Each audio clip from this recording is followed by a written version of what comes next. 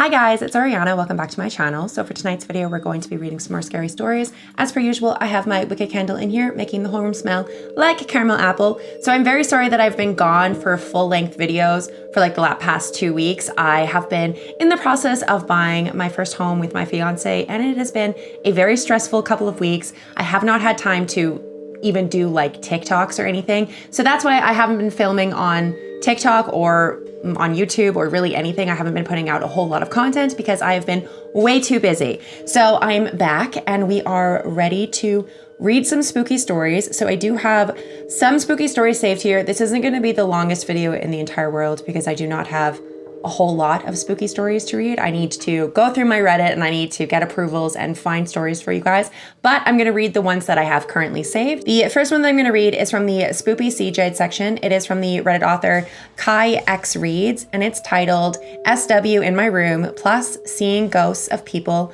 I've Never Met. Story number 1. When I was around 12 years old, my family and I lived in a 3-bedroom house. My bedroom was all the way in the back, away from all of the others. I had a very unique bunk bed with a desk underneath, so I slept on the top. There was always something eerie about this room. I'd get nightmares often, and I always was on the edge and jumpy at every noise. I'm not a paranoid person, so that was always very unusual. One night, I went to bed around 10 p.m. A few hours later, around 3, I was woken up by scratching sounds in the corner of my room near my window. My room was dark, but in the corner, there was illumination only by a faint window light, and there was a strange creature with pale, grayish-blue shiny skin. It had long arms and legs, and it was tall and bony and didn't have any hair. Its facial features had minimal details, and it almost looked like a terrifying imitation of a human, but not quite human enough. It moved in a spider-like manner, crawling up the walls and across the ceiling toward me. Its bones would crack as it moved, and I could sense that its intentions of whatever he was there for wasn't good. I do want to say that this was not sleep paralysis. I've experienced it before, and this wasn't the same. For a moment, fear froze me in place, but I eventually tore myself out of bed, flew down my ladder, and quickly went towards my parents' room. As I left, I could still hear the cracking of bones while it wandered around my room. To get to my parents' room, you have to go down this hall, through the living room, and past the kitchen. The ceilings in our living room are very high, and they towered at about 20 feet tall. In the darkness, I noticed 2 shadow figures standing dead center in the middle of my living room. They were tall, and their heads almost touched my ceiling.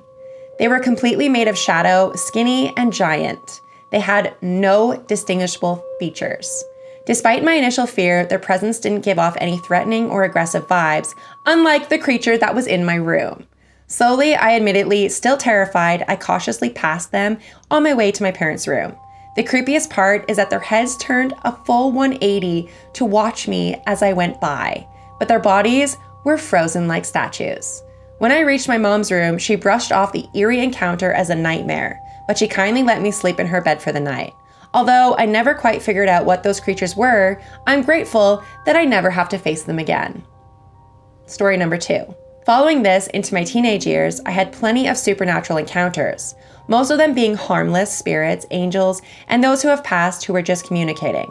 Rarely did I ever have pure, terrifying paranormal experiences like the first story. This one, despite not being very scary, was definitely unsettling and does stand out to me. During my childhood, I would spend summers at my grandmother's house, where my dad also lived at the time. One day, I walked into the driveway. I saw my dad sorting through his truck. He had both doors open, focused on finding something that he had lost under the passenger seat. As I greeted him, I noticed a man standing near the driver's side door and assumed it was his friend tagging along. The man was just peacefully watching my dad perform his task, keeping him company. After exchanging a quick conversation with my dad, I smiled, waved at the other man, who wordlessly but kindly acknowledged me back. He had given me a very warm and loving smile with a head tilt and a wave. I assumed my dad was just too preoccupied in the moment to introduce me to him, and I'd figured we'd get around to that later, so I went back inside. Shortly after, my dad came inside too. When I asked him about who his friend was, he seemed confused. He insisted he had been completely alone the entire time. We didn't think much of it at the time, for some reason, but the next day I came across an old photo on a shelf in my grandmother's room. It was a photo of my father, who was standing next to the same man I saw when he was in his truck. They were looking at the camera, smiling, and holding up a large fish that they had caught. In the dated photo, my father had clearly looked younger. I'd say he was probably in his 20s at the time. So it had to have been around 30 years ago. The two looked similar. However, the man in the photo looked to be a bit older than my father. However, when I saw the guy yesterday outside at my grandmother's, he still looked the same age as in the photo taken 30 years ago. When I showed my dad the photo and shared my experience, he explained that it was actually a photo of him and my late grandfather. The thing is, my grandfather had passed over 15 years before I was born, 10 years before my dad had even met my mother. Beautiful, but terrifying at the same time. I used to see spirits all over my grandmother's house. They were never threatening, although I will say that each had their own personality. Some were more standoffish than others. We live in a very historical town, and my grandmother's house was one of the oldest in our city. We kind of believed that the spirit that I would see were people who had lived there prior. In our garage, my dad and I would often see spirits. Ghosts of a father and his young 5-ish-year-old daughter.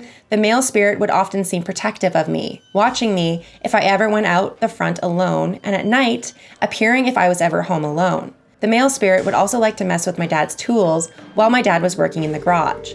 The spirit would move items almost like he was trying to use the tools too. The little girl was very playful with me, but shy towards my dad. She would hide in corners and giggle when he passed. My grandmother would always read her Bible in one specific chair in the house.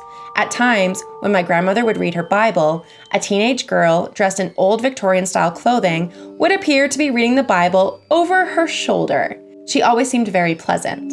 When I was in about the 3rd grade, we would have short days when I would get off of school before any of my siblings. On those days, I would simply stay home alone until my parents got home. On this particular day, I had rushed into the house super fast because I had a need to use the restroom. I ran inside, locked the door behind me, and rushed to the bathroom. In my hurry, I didn't close the bathroom door completely, and it was cracked ever so slightly. From the living room, I heard a growl from one of my 3 dogs. I looked up to the bathroom door to see the doorknob turning very slowly and the door completely closed by itself. I freaked out and I got up, noticing that all of my dogs were in the living room, staring at the bathroom door that I was just in. I ran to my room and I picked up my baseball bat, a reasonable reaction for a 9-year-old. I checked every room in the house and found no one was there. I made sure that the dogs were fed and I went across the street to my neighbor's house for the rest of the day. I refused to be home by myself after that incident, and no one ever believed me. Holy crap, those are a lot of occurrences that you had happening in that house. That is really cool. The fact that you saw your late grandfather is just so cool. I absolutely love that story. Thank you so much for sharing that with us. That is absolutely so beautiful, but at the same time, very scary. Those are very creepy stories. I hate the fact that you feel like somebody is in your house when you're home alone and like you can't find them, but they're in your house. Oh my God, I hate that so much. The next one is from the Paranormal Encounters section. It is from the Reddit author Marcus Jana, and it's titled Bare Footprints in the Dead of Winter. So this story is from when I was about 12 years old. I'm 18 now. The setting of the story is around January, and it was in rural Minnesota. If anyone ever has been around here, you know there isn't anything around besides trees, farmland, and snow in upper Minnesota. One day, about an hour before sunset, my brother and I were playing outside in the snow as usual, and I decided I want to explore the woods and go make a fort. My brother was a very paranoid kid, so he wouldn't come with me. As I'm trekking through our little snow-covered field towards the woods, right in front of me is tiny, bare footprints. Human footprints, I'll add. I look behind me to see where they came from, and it was the road. Before anyone says deer tracks, they do look similar to human feet, and again, I live in rural Minnesota. I've seen deer tracks almost 100 times before that, and these steps looked bipedal, walking on 2 legs. We have no neighbors for about 3/4 of a mile as well, and I'm looking at these tracks, I see that they lead into the woods. I remember getting a bad feeling, but my little dumbass decided to follow the tracks anyway. No joke, I followed those footprints for about 1/4 of a mile into the woods. I started to feel sick as I saw the footprints cross a barbed wire fence without a sign of struggle and go straight into a big bush pile of what I assumed someone dumped there at some point. Was something leading me there? I didn't want to know. I look at the bush pile one more time to see that the child's footprints never left the bush. I ran all the way home as I feel I was being watched. Thinking back on it, I wish I explored the brush pile, but at the same time, who knows what I would have found. Thanks for reading my story. So thank you so much for allowing me to read your story. Your story was really creepy and I loved that. So the next story that I'm going to read is from the ghost story section, and it is from the Reddit author Nana Material, and it's titled My Aunt's Haunted House. My aunt has been diagnosed with various cancers for at least 10 years. Back in 2020, during the COVID lockdown, she had a close call, and we ended up living with her for half the year. While living with her, my family had so many paranormal experiences. Here are some of the more notable experiences. My aunt rented the upstairs of a 3-bedroom house. My sister and I slept in the living room because the other room was being used. My first paranormal experience at that house happened around 2:30 in the morning. I could hear footsteps walking down the hallway from the bedroom into the living room kitchen area. Whatever or whoever it was stopped at the foot of the couch and then walked back down the hall. I was not the first one that heard it, as my cousin and aunt who lived there also reported hearing bodiless footsteps pace the hallway at night. A hot spot for paranormal activity was in the small bathroom. My cousin said they'd heard things being moved around in the bathroom while they were showering. My experience in the bathroom happened while I was talking to my cousin and looking in the mirror applying makeup. My cousin turned around to sit on the edge of the tub, and just then, out of the corner of her eye and mine, we both saw something small and yellow suddenly materialize out of thin air.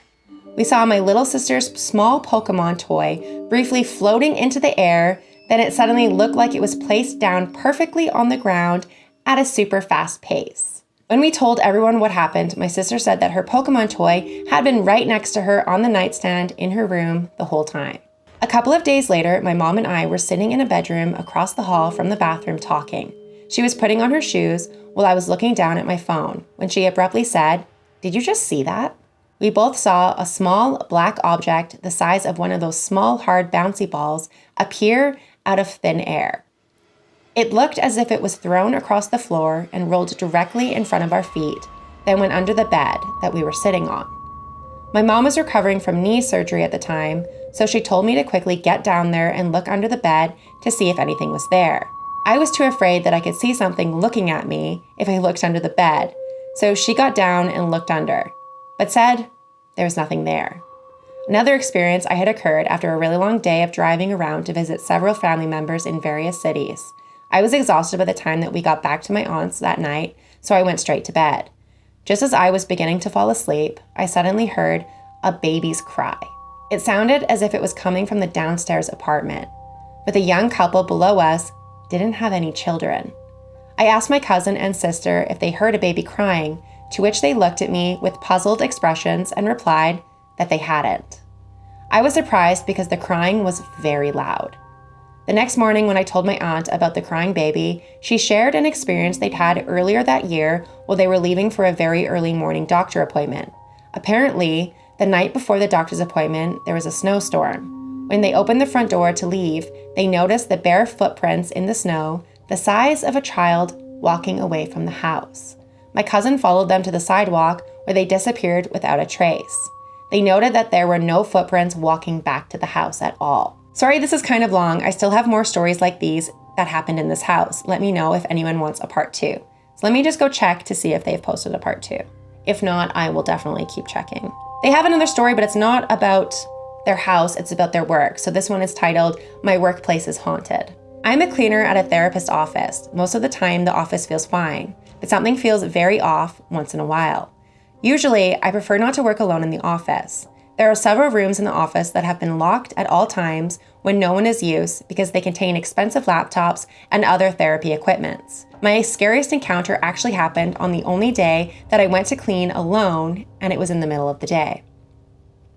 I decided to quickly go into the office to clean before I went to school activity. When I arrived at the office, the lights were on and the front door was unlocked, so naturally I assumed that there was a therapist there in the office. I hurriedly went through the cleaning routine in the downstairs and made sure that all of the doors were securely locked behind me when I finished in each room. However, when I started to clean upstairs, I realized that I was completely alone. So I called my mom to let her know that I was alone, but reassured her that the front door was locked. My mom is a therapist at the office, and she later told me that it wasn't alive people that made her wary of me cleaning the office alone. The second I got off the phone with my mom, I heard a loud pop and creak downstairs. My heart dropped to my stomach because I knew that this was the sound of the locked doors opening. I froze, listening.